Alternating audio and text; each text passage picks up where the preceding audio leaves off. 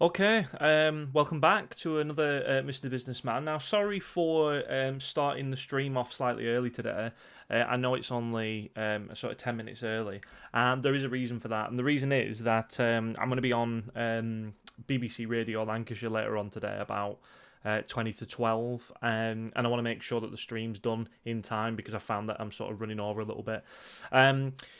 So yeah, hopefully we'll have a few less technical issues today, which would be wonderful, wouldn't it? I've kind of messed around with stuff, and I don't actually know why it was doing the way it was doing yesterday. But as I said, all we can do is plod on and see if it'll allow us to continue, which would be good.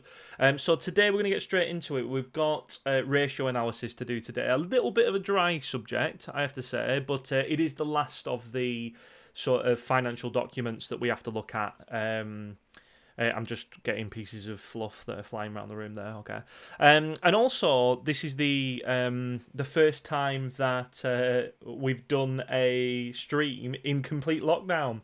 So I'm going to call this Mr. Businessman's lockdown stream. And it's going to be the lockdown stream for a little while now, I think, until things. Just before we start,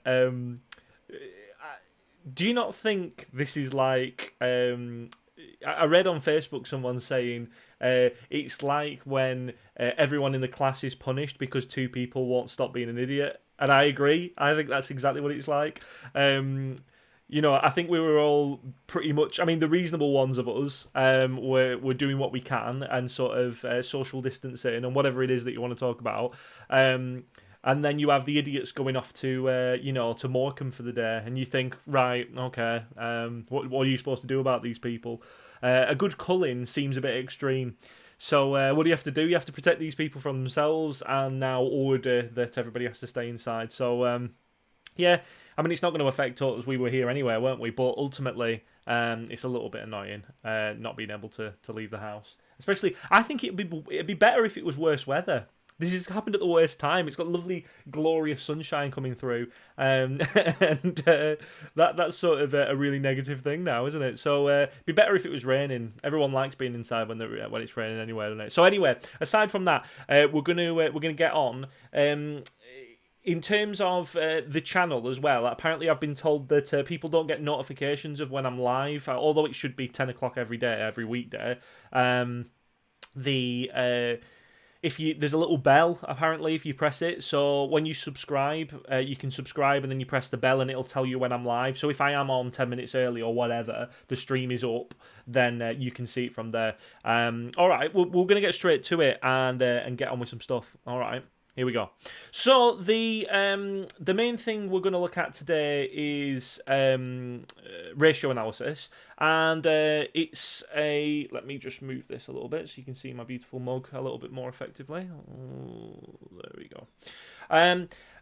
Ratio analysis is something that when I was a student, I really didn't understand the importance of ratio analysis and sort of the financial documents in general. To be honest, I didn't understand them. I could use them kind of in an exam situation, but I didn't really spend much time understanding why they were important. So what we're going to do is spend a little bit of time today. There's going to be some examples that you can work through in your own time. We're not going to go through absolutely everything, but it's going to be this kind of thing that you can pause the stream. You can have a look at stuff. I'll give you time to have a look at it. And then you can always go back and have a look at this when it's re-uploaded later on today.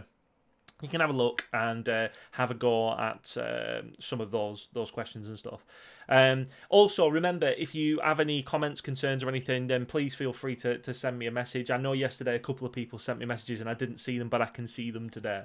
So if you do, obviously there will be a little bit of a lag to the stream. I think it's only about 30 seconds or something like that, though. So if I don't immediately respond or if I'm in my flow, then you'll know that that's why I'm not doing it. Okay, so we'll get straight onto it. So end of the sort of financial documents and these kind of things that we're going to talk about, but also very, very useful. Okay, here we go. So first of all, before we get started, let's just have a recap of what we've been doing over the last couple of lessons. Okay, so what is an income statement? Okay, so I want you to sort of formulate your own answers in this. Okay, what is an income statement? And if you don't know, please feel free to go back and have a look. I'm not going to redo everything every stream because it seems silly to do that. But go and go back and have a look. So what is an income statement? Can you remember? What are the two component parts of the income statement? What's the other word for the income statement? Profit and loss. What is that? All right. So as I said, if you don't know, go back, have another look. All right. List some items that you might be shown in an income statement. Again, have a little think. Go back if you can't remember these things. What kind of stuff will we be talking about in the two component parts of the income statement? What do you know about gross profit? Can you remember what gross profit is? Can you remember what I said it was? It's kind of like, it's not really like profit. It's kind of like profit, but it's kind of like what did I say? It was kind of like an interim profit level, didn't I? Sort of like that. And what is it? All right. What is a gross profit? Can you remember? What do you know about net profit? Net profit is a very important one. It's one of the ones that people get confused of and talk a lot about. They get gross profit and net profit confused with each other, and they sort of end up saying that it's a lot. Sort of gross profit is slightly less important, but it's not. It's equally important for different reasons, which we'll go through again momentarily. And who might be interested in the profitability of a firm? I need you to be thinking about your stakeholders. I need you to be thinking about what the things we talked about yesterday. As I said, if you can't remember it, or if you didn't manage to catch the stream yesterday, go back, have a little look, and we will go. Okay, well, I mean, in terms of this, we're just heading up to about 10 o'clock now anyway, so it's about the time when people should be logging on, so that's good. All right. Hello to the people who are already here, by the way. I can see you. All right, here we go. So, what we're going to have a little look at. So, we're going to have a look at today. We're going to have a look at calculating and interpreting gross profit margins. We're going to look at calculating and interpreting gross profit margins twice. I think that's supposed to say net profit margins, and evaluate the calculations of profitability ratios and assess the performance of a business. Okay, so interpret gross profit margins, interpret net profit margins is what it's supposed to say, and not just repeat itself twice. So, what is ratio analysis? So let's just spend a couple of seconds now just having a look through ratio analysis, understanding what it actually is. So ratio analysis is the examination of accounting data by relating one figure to another.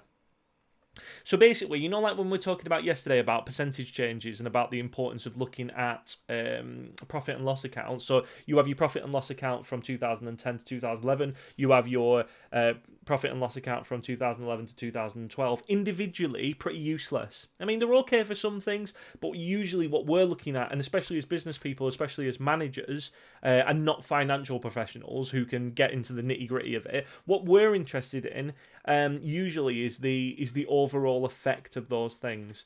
The overall just excuse me one moment, the cat is freaking out at the door. Come on then. You coming in? Come on. You coming in? Coming in. You coming in? Oh. Here he is.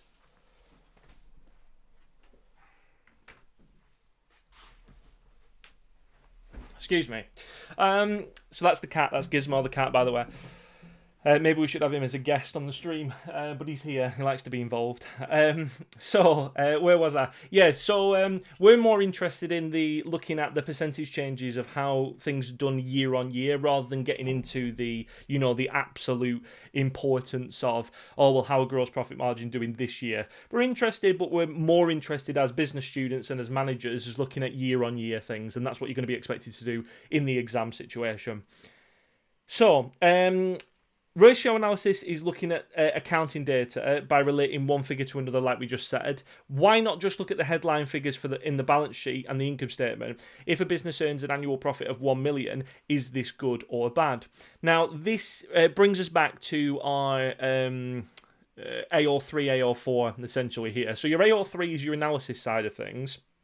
But your AO4 should be looking at, is this good or bad? There's only one way of really knowing whether it's good or bad, and that is looking at the specifics of the situation. Is it a big company? Is it a small company? How has the company done previously to this? How has it done sort of what data have we got. So if the company is a massive, massive company and it's made £1 million profit, then the answer would be, no, that's terrible. If it was a tiny company, a two-man band, then we'd be saying that's absolutely fantastic, isn't it? And £2 million would be an inordinate amount of money to be making, and we'd be really proud of that. So keep that in mind all the time that you're doing this, is constantly looking at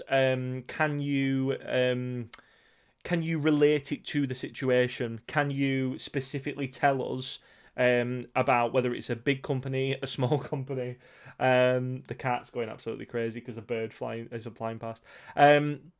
Is it what is the situation? Because it'll give you really good AO4 that, because you'll be giving some sort of specifics to the situation as well. Remember, don't forget about your AO2, your application to the case. But in this case, I'm more bothered about looking at AO4 because that's the thing that's going to have a really big impact on that final grade. If you do AO4 correctly, then your AO2 will come in time anyway.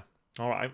So, ratio analysis provides a way of judging firms' financial position in relation to its size and in relation to the performance of its competitors. So, it's a really useful bit of kit because we can look at similar sized companies, we can look at similar performance of those companies and sort of relate it to ourselves and see, let's say it was B&Q and Screwfix. I know I keep mentioning them. I don't know why I've got this obsession with DIY at the minute. But B&Q and Screwfix, if we were to talk about those two different things and we were to say, right, well, how are they doing? It's very difficult to understand that. It's very difficult to actually physically do. But if we use ratio analysis, we can basically get two pieces of information that we can put together and go, yeah, well, actually, it is. They are doing pretty good in this case. They're not doing very well in this case. All right. Basically, it tells the stories of a company's financial performance. It's really, really useful to us. Okay. Here we go. So, two different types of profitability ratios we're going to be interested in, and the ratios compare the profits earned by a business with revenue. The profitability ratios provide a fundamental measure of the success of a business, and the measure that indicates how well a firm is performing in terms of ability to generate profit. Now, when we talk about gross and net profit, it's difficult to know. I was talking to a business person recently, and they told me, I don't know whether they were trying to impress me or not, but they said that they were doing, we've done £10 million gross profit, and that was it, and that's all they told me. And I was thinking, right, what's that got to do with anything? That doesn't mean that you were particularly doing well. What's your net profit? Because gross profit, as we know, is only minus your cost of sales. So I was thinking, yeah, but I know this company's a very large company. Like, that doesn't mean anything. What about all your expenses? It could have massive rent. It could have massive, tax bills and things like that. So,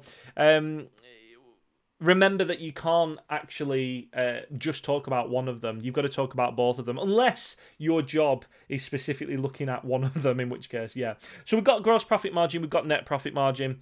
Let's have a look at gross profit margin first. Okay, so first of all, gross profit margin, is there a difference between gross profit margin and gross profit? All right, well, yes, there is, and they are below here. Gross profit equals your revenue minus your cost of sales. We already know that. We talked a little bit about that yesterday.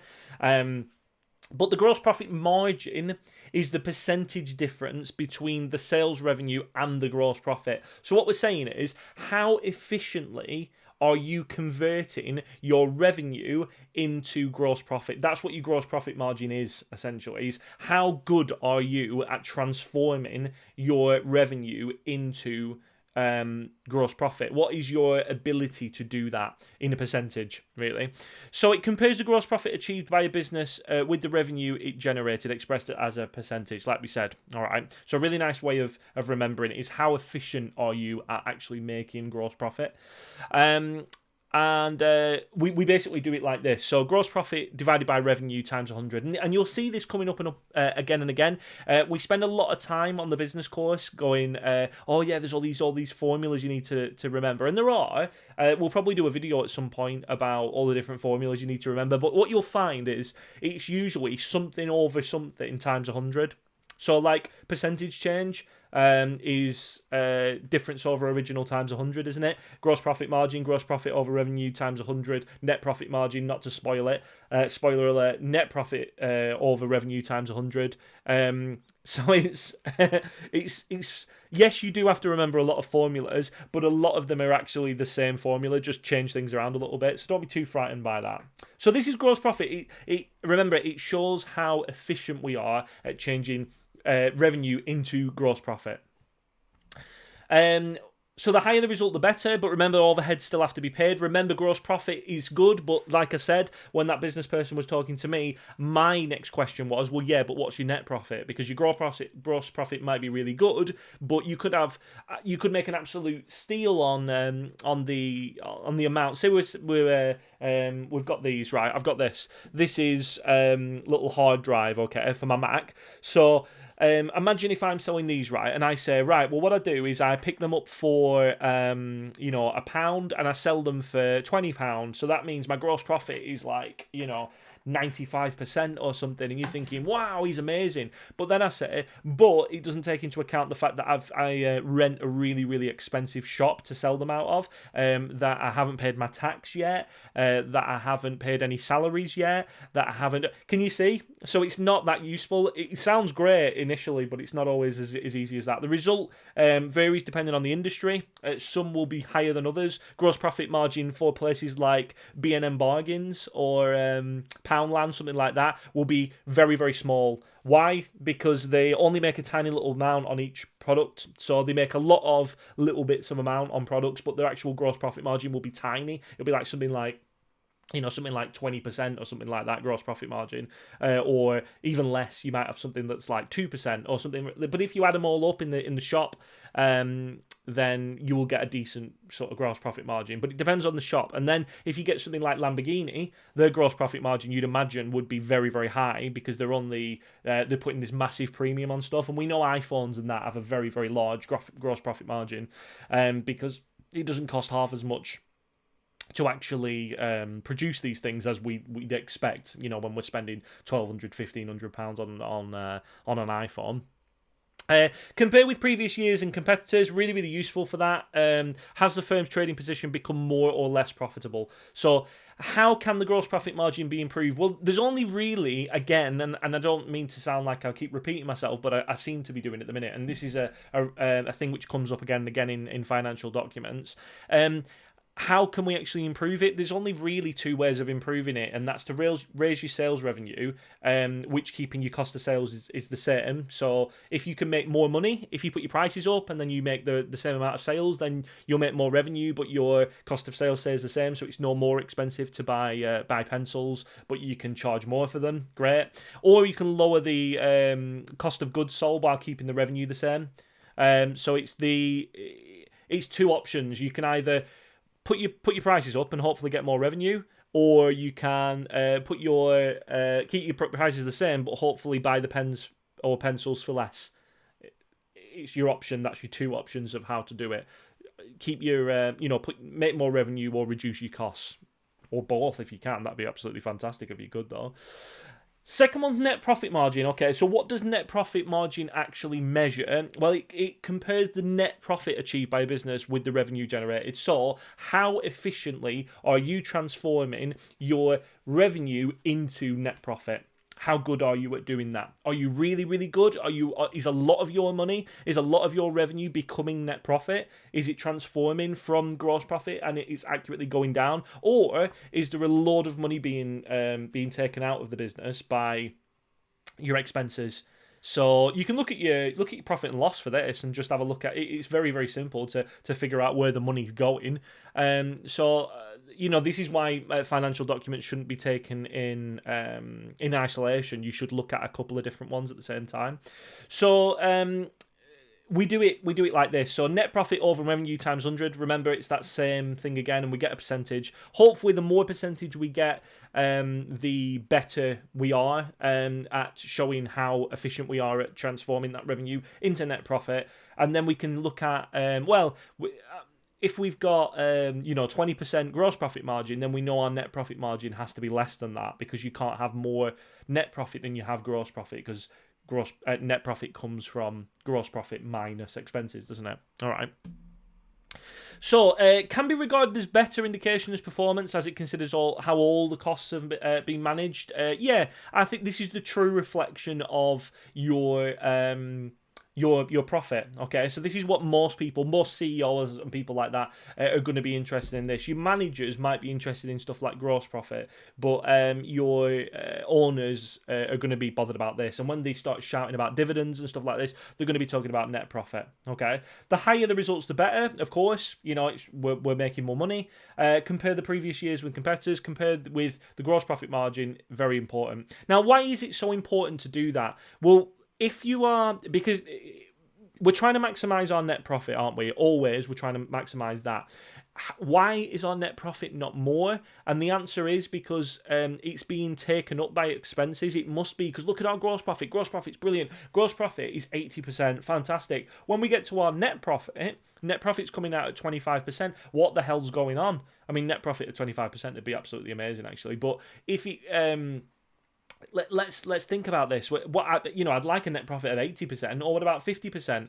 Well, that means that your expenses are massive. That means you should be suggesting, as students, we should be suggesting to these businesses that they should be trying to reduce those expenses, really, in that circumstance. Okay, so it says here, how can net profit margin be improved? Increasing gross profit while keeping the expenses the same, or maintain gross profit levels and reduce overheads. It's the same thing again. You either make more gross profit, or you reduce the expenses. That's your two options. Okay, let's keep going. Now, you're going to be expected to comment on these things in your exam. And when gross profit margin has been calculated, a business or stakeholder cannot just say if it's good or bad without considering the type of business involved, because you can't say that. You can't say whether it's good or bad. The cat's got its head in a bag. Are you okay?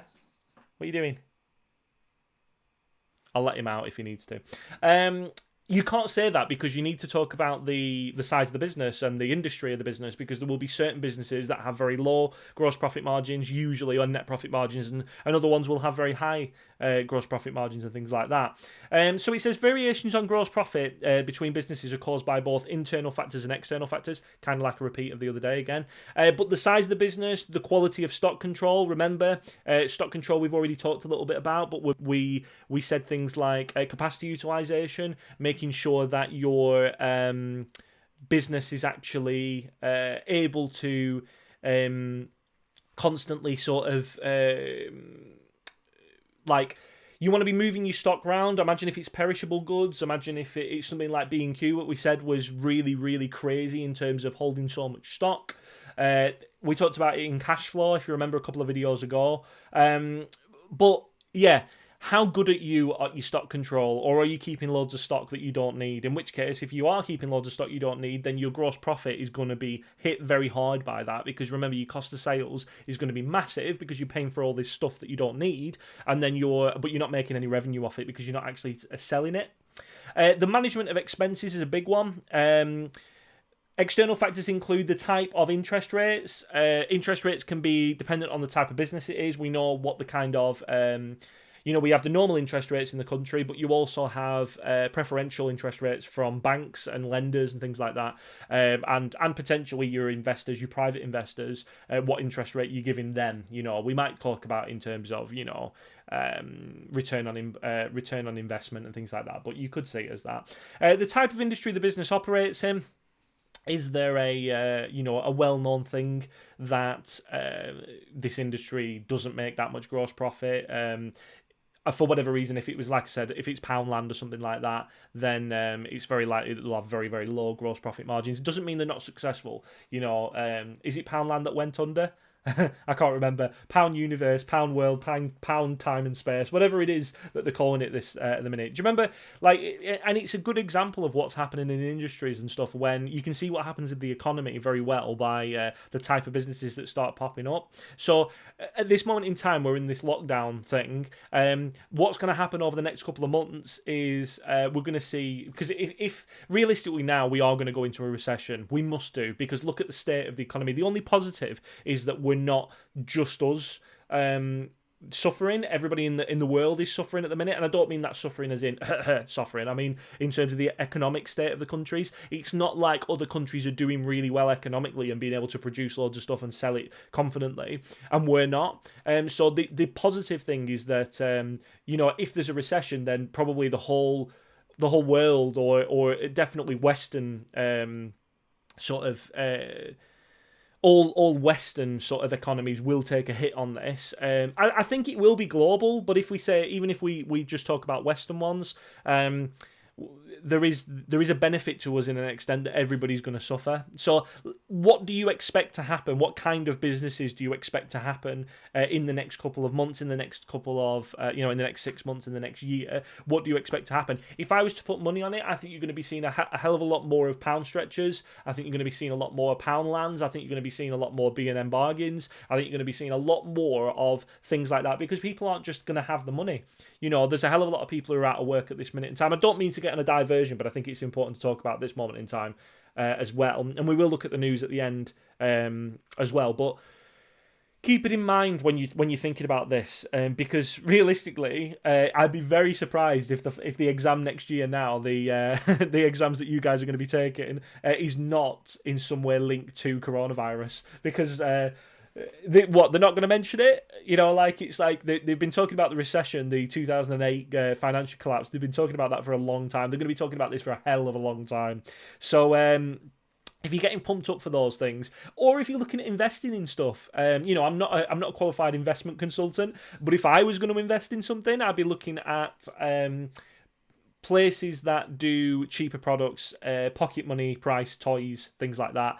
Think about the things that, even if people don't have much money, necessity items, that kind of stuff, but also places like B&M bargains, places like that Pound World, pound stretcher, whatever it is. They have these ones in America as well, don't they? But basically the thrift shops, that's a good investment at the minute, because I reckon they're going to go through the roof if they can survive. That's depending on what happens. This could last months. We have no idea, do we? All right.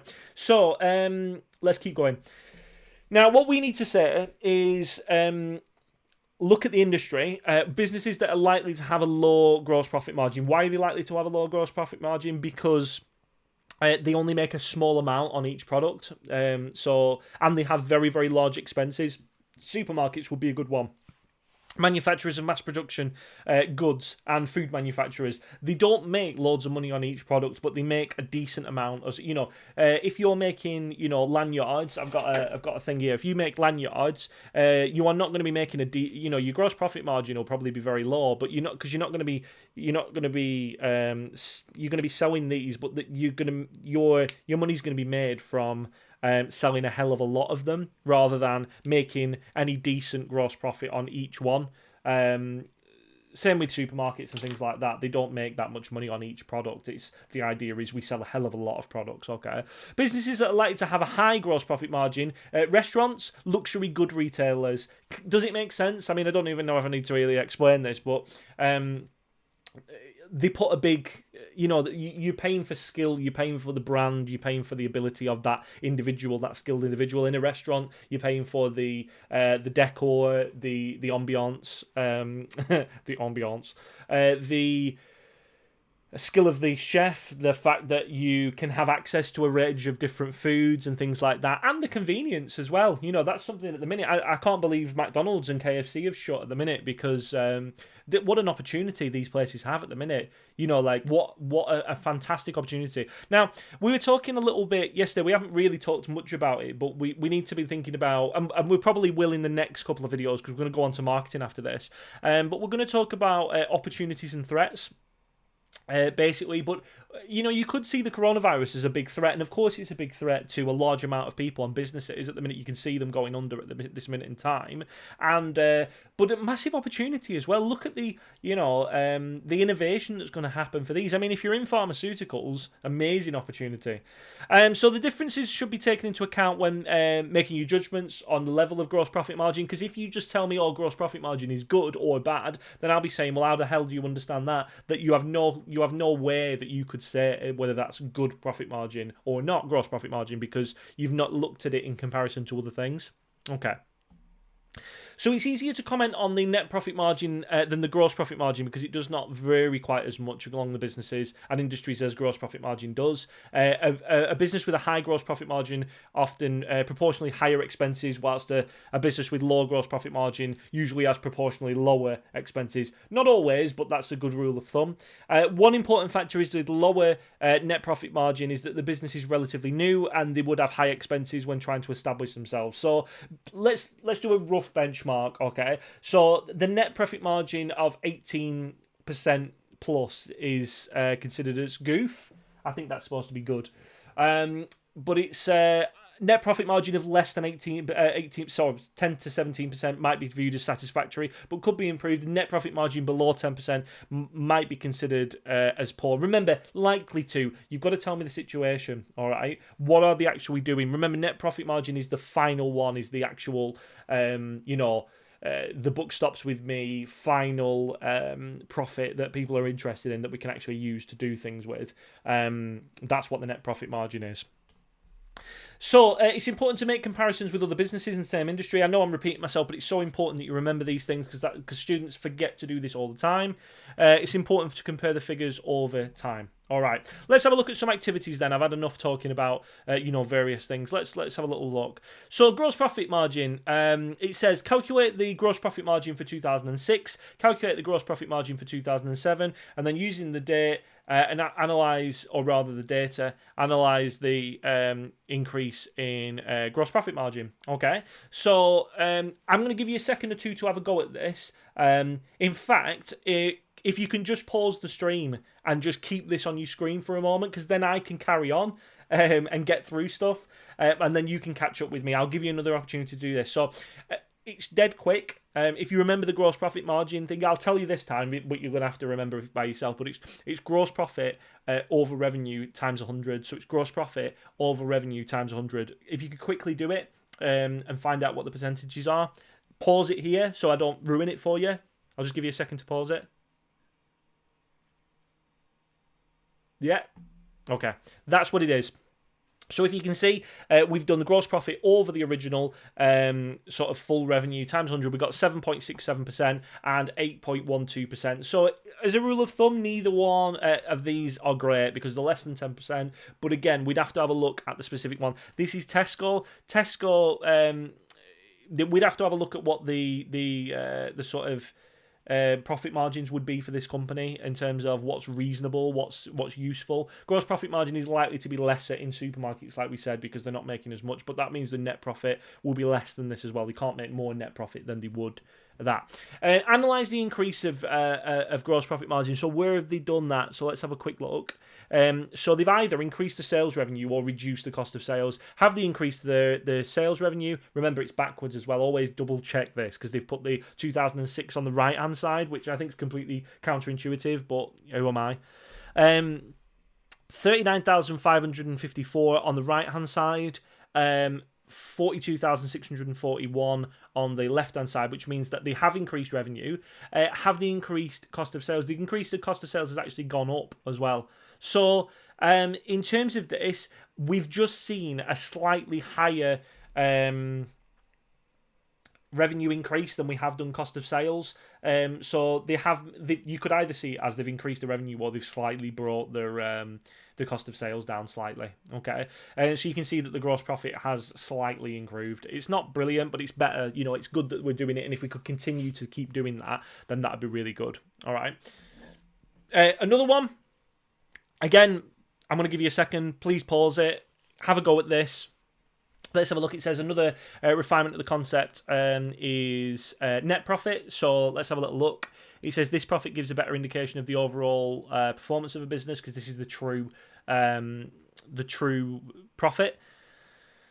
Let's have a little look. So it says calculate the net profit margin for 2006, 2007. Just hold it here, pause it here. I'll give you a second or two to pause it. And if you could just have a go at these, I will tell you this time because just to get it back in your head. But if you remember, net profit margin over revenue times 100 gives you your net profit margin. Okay, so I'll just give you a second. Just pause it.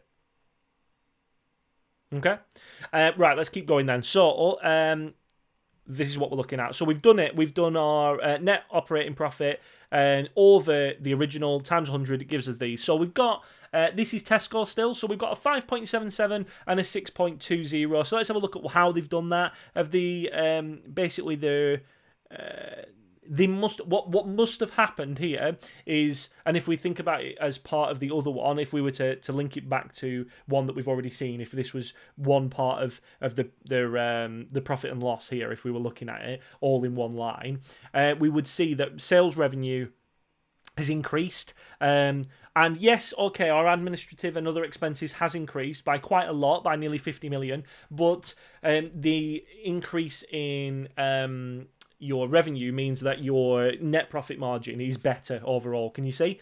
So it's better in terms of in terms of this number here has increased, which has led to a slight increase in net profit margin. But remember, we're talking in millions. That definitely they're going to be happy about that. Tesco would be pleased that they've increased that. If they could do that year on year, then it'd be fantastic. Okay, let's keep going.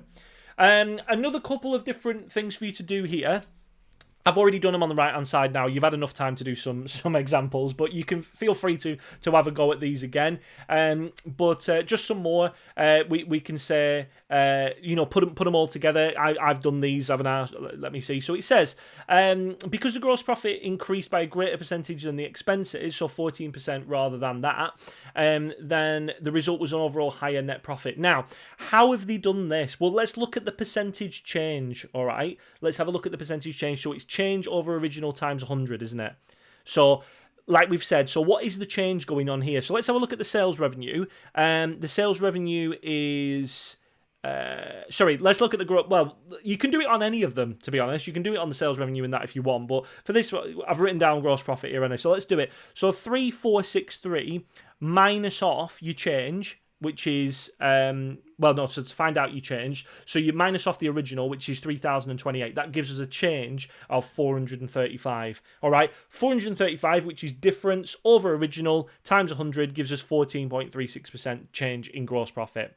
All right, are you following me? So I'm just doing percentage change. I'm just doing gross profit percentage change. I'm not doing gross profit margin. I'm just doing percentage change. So you can say why this has happened. So in your exam, what I want you to do is I want you to be able to say, right, okay, well, I'm going to look at gross profit margin. Now, it's asked me to comment on it. Well, if we look at this, gross profit margin has changed by 14.36%. We can do the same for our expenses, which is 8.95%, and net profit is 16.14%. So if gross profit has gone up by 14.36%, but our expenses has only gone up by 8.95%, then automatically our net profit is going to go up, isn't it? By the difference between the two. And if you see, expenses is up by 8.95%, but overall our net profit is up by 16.4%, which is really, really good. Okay, now I know there's a lot of words, and I know I'm going through this quickly, but the benefit to this is that you can go back and watch again if you need to. But all we're doing really, really simply here is we're just looking at percentage changes. We're just comparing two different years of data and saying how much has it actually changed in this. All right. Comparing gross and net profits, let's have a look at these. So by separating and analysing the results for both gross and net, we can specifically see where it's doing well or where we need to improve. So let's have a look at this one. So first of all, we said 8% gross profit margin, 6% net profit margin. What kind of would this expect it to be? What kind of company would you expect this to be? Shout it out.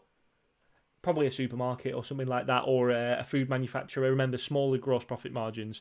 So what could we do? We could improve gross profit margin. How? We could increase the revenue or lower the cost of goods sold. Okay.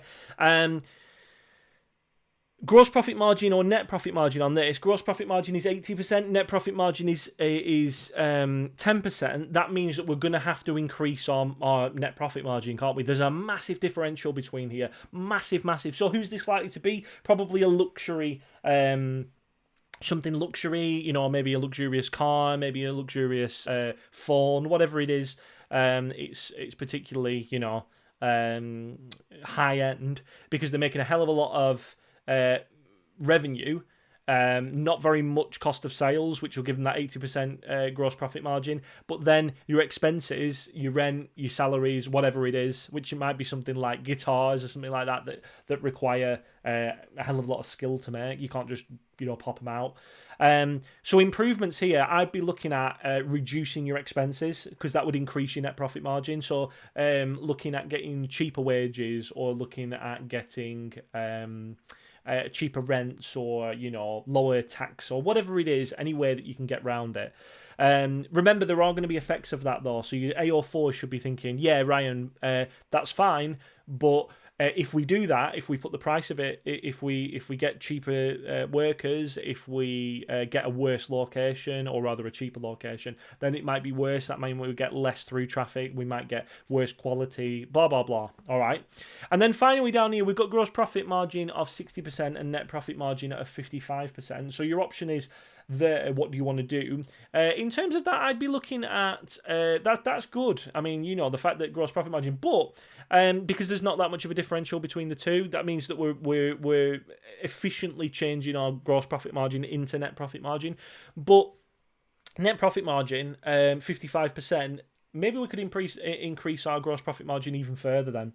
Because net profit margin is looking amazing at that point. That's absolutely incredible, the fact that we've got 55% net profit margin. So that means that if it was me, I'd be looking at improvements. I'd be looking at gross profit margin, and then maybe we can push that net profit margin up a little bit, potentially. Okay.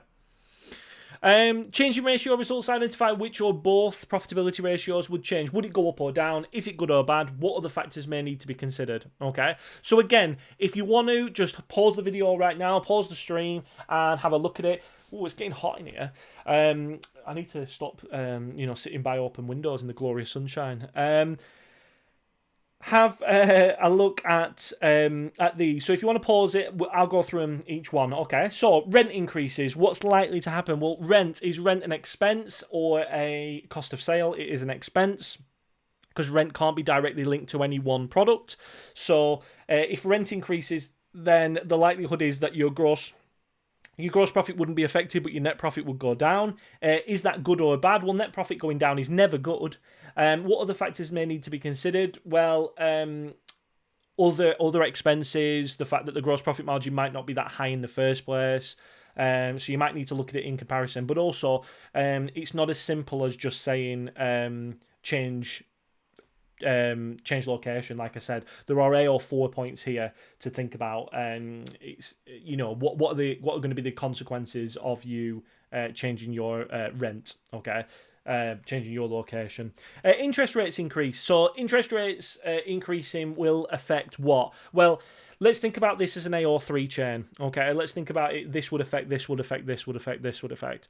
So if you had a interest rate change in this country, then, or even a worldwide, but let's think about the UK. So interest rates go up, all right? Interest rates go up. Would that affect gross profit margin? Well, if interest rates go up, then people would have less disposable income. So that means that your revenue would probably go down, depending on the elasticity of the good. Don't worry, we'll recap elasticity if you get confused. But so less people are buying, potentially as well. So it could just be the fact that less people are buying, depending on the product you're making. But also, we could be looking at a drop in, that your cost of sales might go up. Why? Because interest rates going up also affect your suppliers. Also affects the ability to supply, because they're going to have to put their price up, or potentially put their prices up anywhere. Okay, so if they were to do that, then so it's a double whammy. We might see your sales drop because of the fact that people have less disposable income if interest rates go up, because they have to put the money on they might have loans and things to pay. But also, your cost of sales could go up. Okay. Or either or, I mean, it depends on the thing, but yeah, potentially. If interest rates go down, you would see the opposite of that.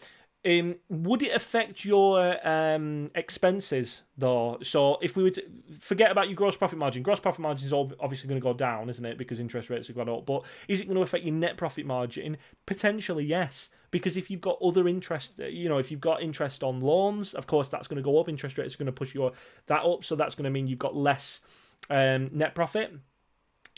because you've got higher expenses.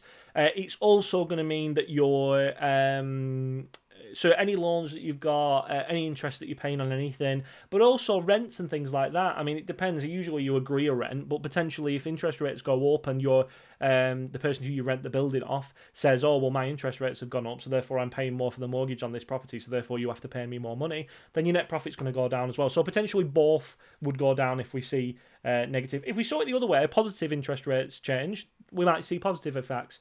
I mean, it's unlikely, but, we could see it. Firm reduces its selling price. Let's have a little think about this then. So if a firm reduces its selling price, let's do AO3 chain, is it going to affect our cost of sales? It's not going to affect our cost of sales because it's not related to that. It could increase our revenue depending on elasticity. Remember, AO4, depending on elasticity, yeah? So if we bring the price of the product down, then that means that we might be selling more products depending on what the product is. If we're selling more products, then that means our revenue goes up. If our cost of sales stay the same, then our gross profit margin would go up, depending on what the gross profit margin was, of course. Gross profit in general would go up, depending on that. And then net profit could, as long as everything stays the same, as long as all your expenses stay the same, then yeah, potentially as well, your net profit might increase depending on the situation. Depends on the situation. Is it good or bad? It could be good, it could be bad, depending on the situation. Keep saying that in your exam, okay? Calculations here, I've got them on the board here, but essentially if you want to have a little look at it, after the fact, then that's fine. Okay, so calculate the missing figure, as I've already done them for you because I think we've been over these enough now. But so 2006, we've got what have we got here? We've got gross profit. We've got that. We've got things. What have we got here? So we've got turnover, we've got cost of sales, we've got gross profit, we've got expenses, operating profit. Operating profit is just another name for net profit, by the way. I don't know why I think operating profit usually is used before tax. I can't remember off the top of my head. I should look into these things, shouldn't I? But yeah, don't worry about it. As I said, if you see that, if it's only saying net, operating profit in theirs and it's asking about net profit, just use them interchangeably. So let's have a look here. It says gross profit margin for 2006, 2007. How do you do it? Shout it out. You do your gross profit over the revenue times 100.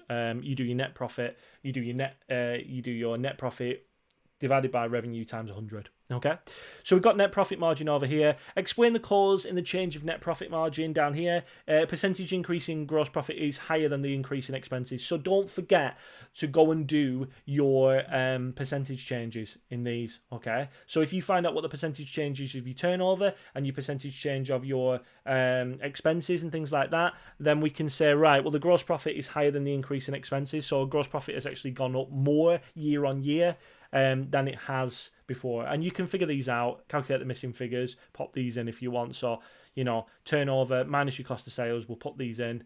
Your operating profit, so get your gross profit, minus off your expenses, you get your operating on net after that. Okay. Are we all happy with that? Oh, what are the goods called that excel in a recession again? Inferior. Yeah, inferior goods. I've just clocked that, by the way. So yeah, if you have a product which does really well in that, they're called inferior goods. Inferior because they are not luxury usually.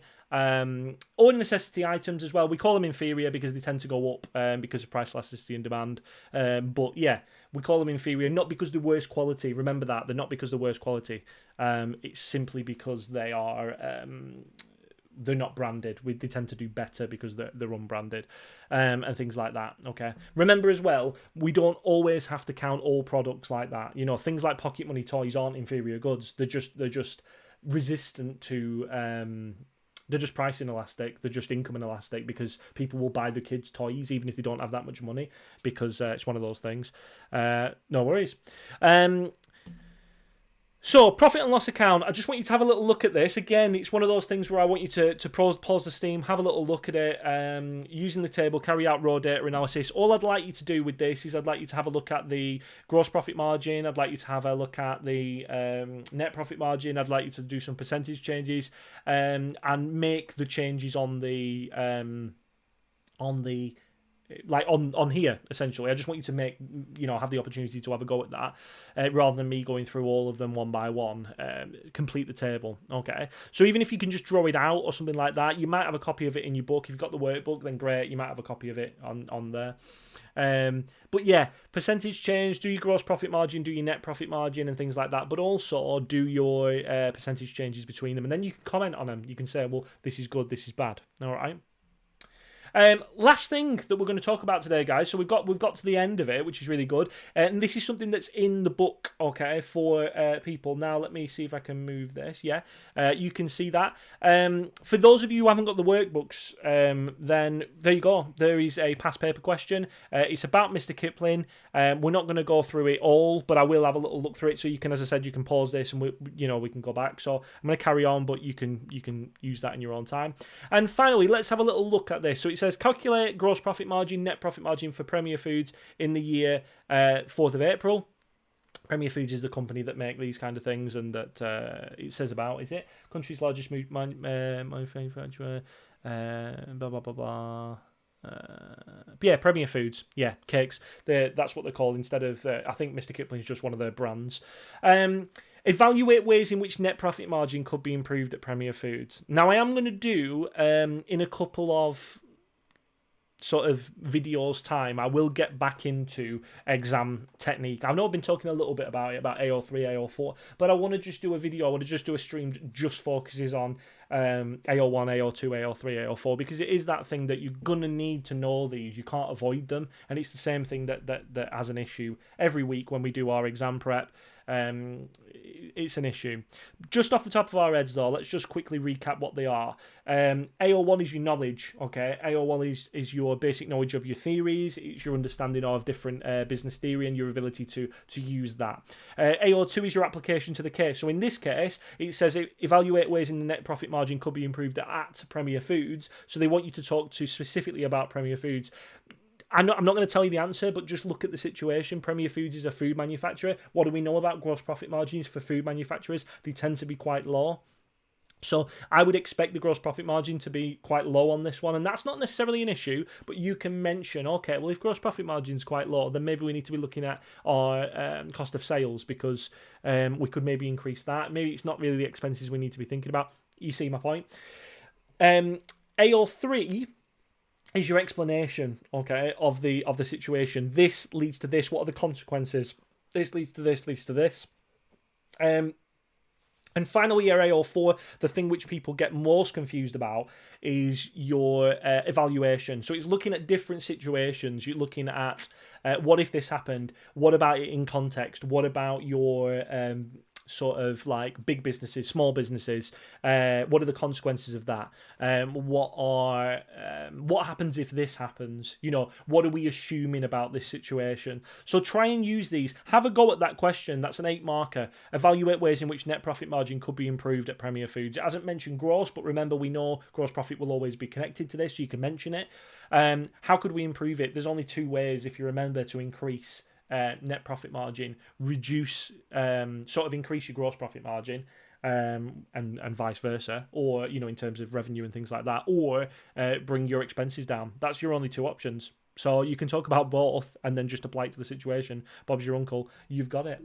And that is the end of the thing, the lesson in that regard. Let's see. Can I? Is it going to let me? There we go. I'm back. Hello. Let's see. Now, let's see if I've fixed the thing from yesterday. Hey, we've got it. No crashes. I have no idea. I think it was something to do with, apparently, is the fact that I asked it to look at a browser screen when I instead of looking at a browser screen, you should look at the screen instead. Something like that. Anyway, so yeah, that's ratios in a nutshell. It's not something that you can spend 5 minutes looking at and just know it. It's one of those things that a lot of students struggle with, but it is something that is pretty useful to you when you get going, and it's something that you can use more and more. Okay, so last thing we're going to do on the stream today is we're going to have a little look at the news, and if it'll let me change the thing. There we go. Let's have a little look at the news then, because we are living in crazy times, ladies and gents, and we need to figure out, what the hell's going on. But understanding it from a business perspective is one of the most important things. As I said, I am going to be on Radio Lancashire later on, BBC Radio Lancashire, talking a little bit about this Mr. Businessman, the YouTube channel, and what we're doing with this, but also a little bit about how it's going to affect the economy and things like that, which is nice of them to ask me to be involved, isn't it? But me, Mr. Businessman, live on the BBC. You thought it was just a YouTube channel, didn't you? You just thought it was a YouTube channel. You thought that was the most he's doing. But Ryan takes opportunities. You should know this about me.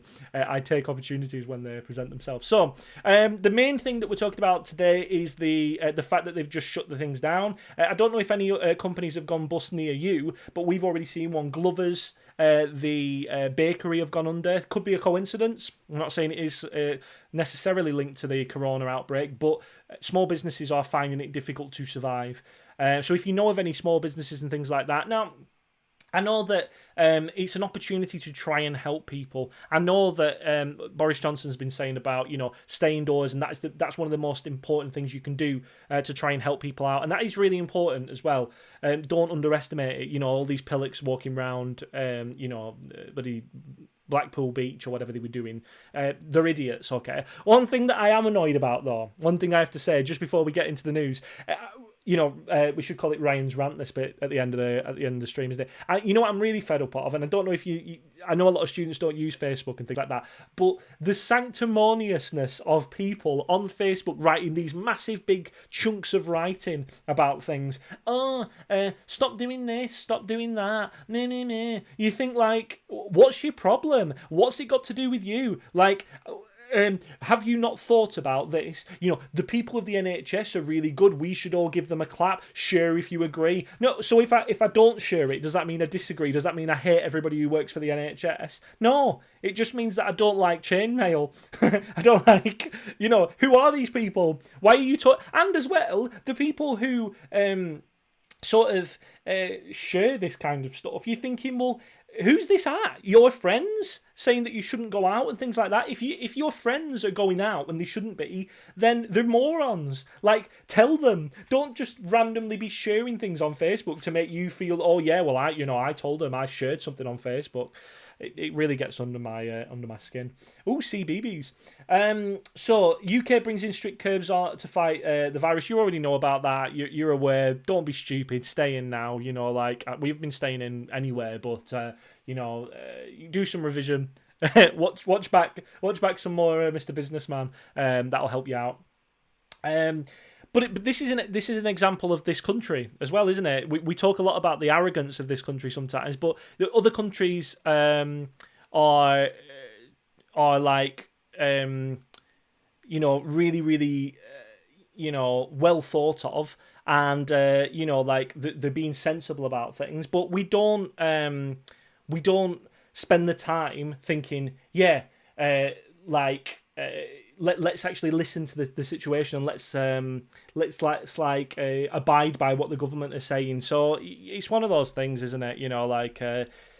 It's a difficult one. Anyway, so let's have a look at this one. So Sports Direct U-turns on opening after backlash. So Sports Direct have performed a U-turn on keeping the shops open during the coronavirus lockdown, following a backlash over its plans. The government has ordered all UK shops to start selling non-essential goods to close. Sports Direct initially said it would remain open as it was uniquely well placed to help keep the UK as fit and healthy as possible. Yeah, okay, we're going to be talking about marketing, fair play to the people in terms of that, but it's a bit cheeky, isn't it? And people are dying, so we've got to be sensible about this. This is not good. So Cabinet Minister Michael Gove said on Tuesday morning that he could not see any justification for it to see open. Sports Direct does not need to. But remember, they're trying to protect their interests of those various stakeholders that have that business. So it is one of those things, isn't it? That we've got to, it's difficult to be too angry at them, because at the end of the day, we know as business people, we know that it's difficult to maintain businesses, and businesses are going under. So you can understand them trying to be doing things like this. We've got mobile networks send stay-at-home text. I don't know if you got that this morning. I did. We've got Asterix co-creator Albert dies 92. Oh, Asterix. I like Asterix. most of it is about the lockdown now, isn't it? Really, essentially. So, is there anything else? Could synthetic fish be better than the catch of the day? Let's have a quick look at that. Can't avoid that one, can we? Caviar is no longer a luxury good. Says David Henson.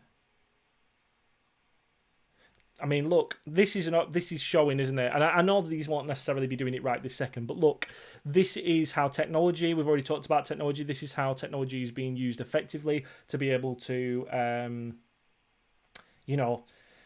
help small businesses out with, with things like this, and help consumers out. I'm not saying that this is good. I don't really know enough about it, but ultimately, if we're saying we could live off hunting our food, which doesn't live off hunting today. Fish is hunting. The notions of hunting in the 21st century was to feed 10 billion people is absurd. I think we do need to do something, And I'm not talking about chlorinated chicken or whatever it is. I'm talking about, trying to be sensible about, coming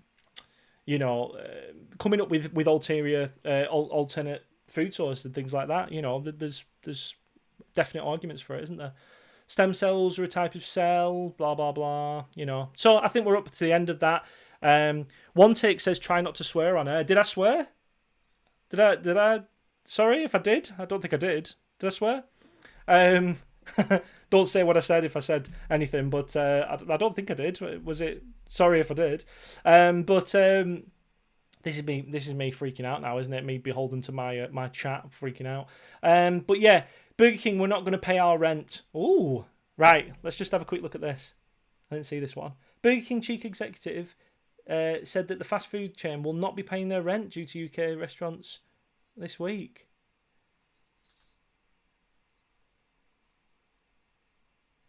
Wow.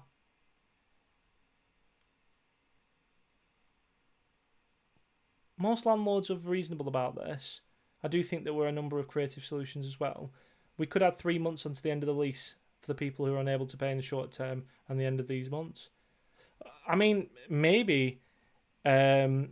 All right, no, just saying it on BBC Lancashire. Yeah, I'll try not to swear. I was thinking, what the hell? I didn't swear. I've been purposely trying not to. If this was Ryan, if this was Mr. Businessman, what's the unfiltered? It'd be effing and jeffing every other word, wouldn't it? So we've got to be careful about that. This is a family show. This is an education. So we've got to be careful. Yeah, I'll be very, very careful. So if you are interested, yeah, BBC Radio Lancashire, I think about 20 to 12 I'll be on. We're gonna be FaceTiming, which I didn't know you could do. I don't know why it's FaceTime on the radio, but we're gonna be FaceTiming from here, live from the Mr. Businessman studio. But yeah, this is a fantastic opportunity to look at real stakeholders and what they're doing. Think about that, right? They don't pay the rent. Then the people who are renting the properties to them, they can't pay the bills. They can't pay the bills. Then their suppliers go under. And this is the effect that these things, AO3. These are the effects that things that are going to happen. Burger King must be in a bad way if they're doing things like that. Unless they're just being silly about it and trying not to. Lose any more money, but I don't think they would. I'd hopefully that they'd be more reasonable than that. Anyway, ladies and gents, we've come to the end of the stream for today. I hope it's been useful for you. Yeah, we'll be back tomorrow, same time. We're going to start marketing tomorrow, so hopefully it's going to get a little bit more interesting. I know a lot of you will be like, oh God, Ryan's still talking about financial ratios and then this and that, but it's something that we need to get through. So we're done now. We're done with that. You can go back, you can do revision, blah, blah, blah. Really good. All right. But tomorrow we start marketing, which is the last little bit, so it's really important. Remember, tell people about this stream, tell other students about this stream if they're not up to date and stuff like that, or make sure people are aware of it. Don't forget, if you've subscribed, fantastic, but remember, hit the notification bell on the thing. I sound like one of those proper YouTubers now, don't you? Ding, ding, done.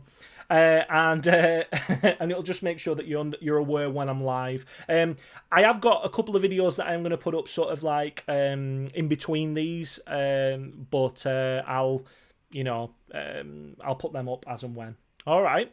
Thank you very much, and I will see you all tomorrow at 10. or around 10. Yeah.